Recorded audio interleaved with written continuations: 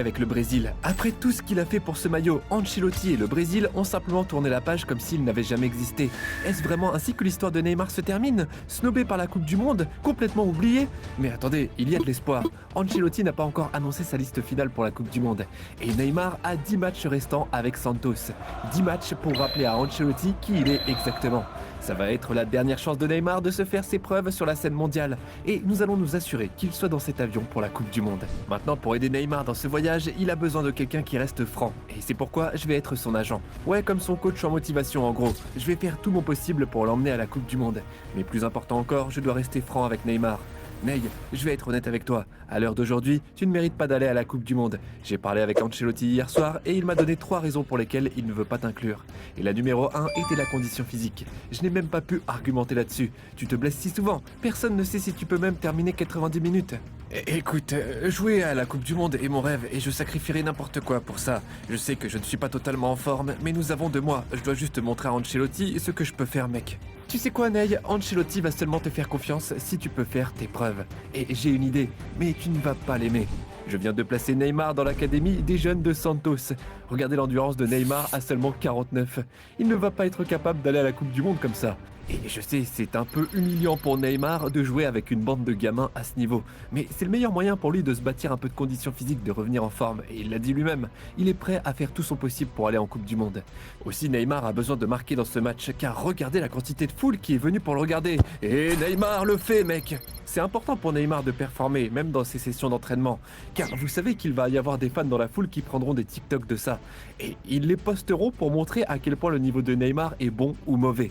Maintenant, Neymar récupère le ballon, il essaie quelques gris-gris, mais c'est là que ça gâche tout. Et voilà, on concède un but. Et c'était la faute de Neymar. C'est là que Ney va réaliser qu'il n'a plus 23 ans, il doit jouer plus intelligemment, utiliser davantage ses coéquipiers. Il ne peut pas faire les choses tout seul. Et ça, c'était bien de la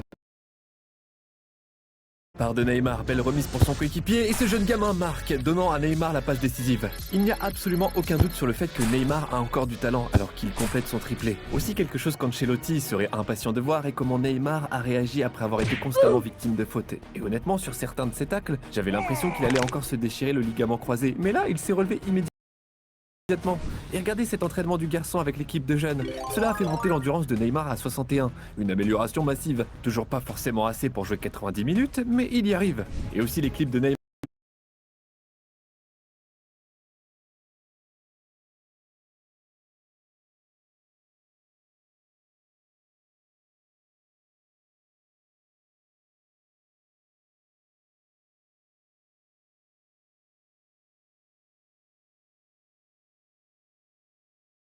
faisant le show pour l'Académie des Jeunes sont devenus viraux sur les réseaux sociaux. Et maintenant, il y a de la pression sur Ancelotti. On lui a demandé comment se fait-il que Neymar ne soit pas sélectionné après ça. Laissez-le faire la même chose contre des adultes. Ensuite, on verra.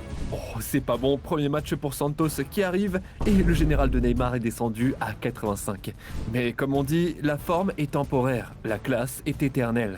Premier match pour Santos cette saison. Neymar capitaine de l'équipe avec ce numéro 10. Performer pour Santos est le seul moyen pour lui de réaliser son rêve de porter à nouveau le numéro 10 pour le Brésil. Aussi, c'est intéressant de voir que Neymar joue sur la gauche, car je suis pas sûr que la Coupe du Monde, il pourra vraiment prendre ce poste. Car n'oubliez pas que le Brésil a Vinicius, qui est dans la force de l'âge, ainsi que Rafinha. Mais si Neymar peut encore assuré, on ne sait jamais, alors qu'il essaie de trouver un peu d'espace, oh il se fait tacler. Maintenant, non seulement Neymar va devoir prouver qu'il peut jouer les 90 minutes entières, mais il va aussi devoir faire une bonne prestation et obtenir une bonne note de match. Et enfin, une belle combinaison avec son coéquipier, et Neymar est complètement lancé. A-t-il la vitesse pour continuer? Toujours Neymar, allez. Oh mais mec! Il y a 5 ans, Neymar aurait facilement marqué ça, aucun défenseur ne l'aurait rattrapé.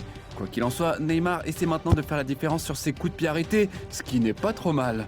Et encore une fois, Neymar sur l'aile. Oh, c'est brillant, Neymar remonte le temps ici. Quelques gestes techniques et toujours Ney, il va tout seul ici. Et oh, Neymar, c'est un but solo sublime. C'est vraiment magnifique. Il ne peut pas le faire souvent, mais par moments, Neymar a encore la capacité d'emmener son jeu au niveau supérieur. Ancelotti ferait mieux de regarder ça. Neymar a continué d'éblouir, mais à la 78e minute, il a été remplacé. Mais sa performance était sensationnelle. Note moyenne de 8,5.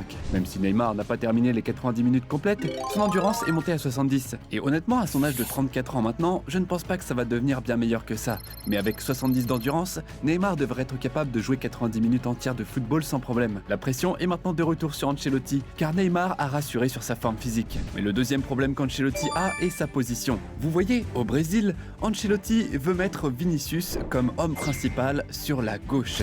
C'est incontesté le leader de l'équipe.